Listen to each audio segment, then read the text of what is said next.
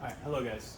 In this next video, we're once again going over area models, but in this case, it is not it doesn't look familiar.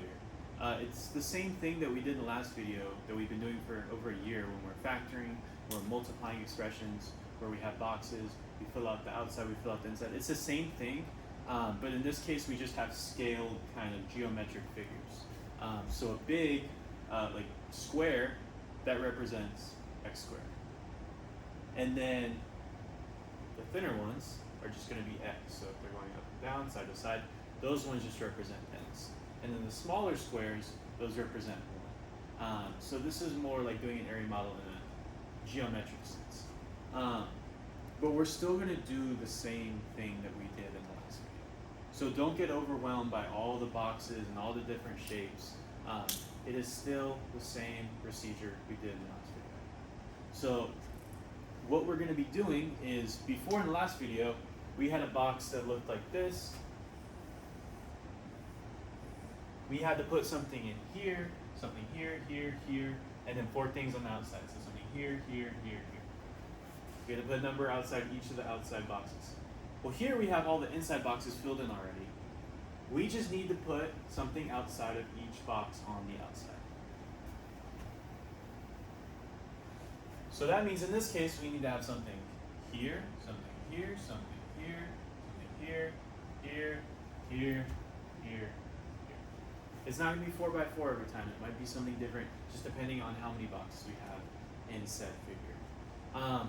So the way I start this is the way I started the second example in the last video. Is I start with this top left box right here. This top left box is going to be the greatest common factor of this, this, this, and this. So it's the biggest number that you can multiply with another number that gives you x squared, x, or x. And that's just going to be x. Because x times x is x squared, x times x is x squared, x times 1 is x times 1 is x. So from there, you can just fill out the rest of these up here. So x times what equals x squared? X times x. Same thing here. X times x is x squared. X times what is x? 1. X times 1 is x. So same thing here, same thing here. Because x times 1 is x times 1 is x. Now we can fill out the sides.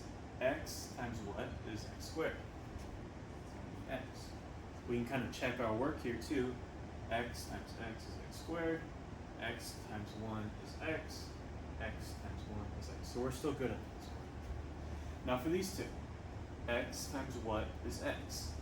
X times 1 is x. We can check our work again. 1 times x is x, good. 1 times 1 is 1. 1 times 1 is 1. We're all good. Last box. X times what is x? We should get a 1 here. Now we check our work again. 1 times x is x. 1 times 1 is 1. 1 times 1 is 1. So we're all good now. Every box, every piece on the outside multiplies with the corresponding thing on the side to be whatever's on the inside. That made no sense the way I said it. But you guys should know what I mean by this point. For the as a sum and as a product, to express as a sum and product, same thing we did in the last video. There's just more pieces to write down. So as a sum, we're just going to take all 16 boxes on the inside and write them out. So we have x squared, and here I'm gonna shorten the process a little. How many x squareds do we have? We have 1, 2, 3, 4. So instead of writing x squared plus x squared plus x squared plus x squared, I'm just gonna put, we have 4 x squareds.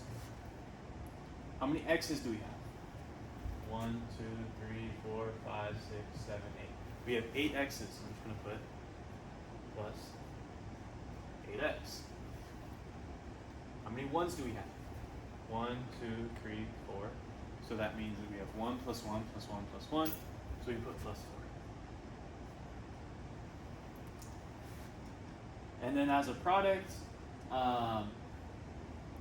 same thing. We can take x plus 1 plus 1 times x plus 1 plus 1. I'll write it out like that at first. So we're just taking everything from that side. So we have x plus x plus 1 plus 1 times, on the side we have x plus 1 plus 1. Now we can kind of condense these a little, combining the like terms. So here we have x and x, we have two x's.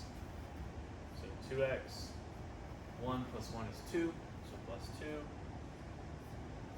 Here we have x plus x, that's 2x plus 2.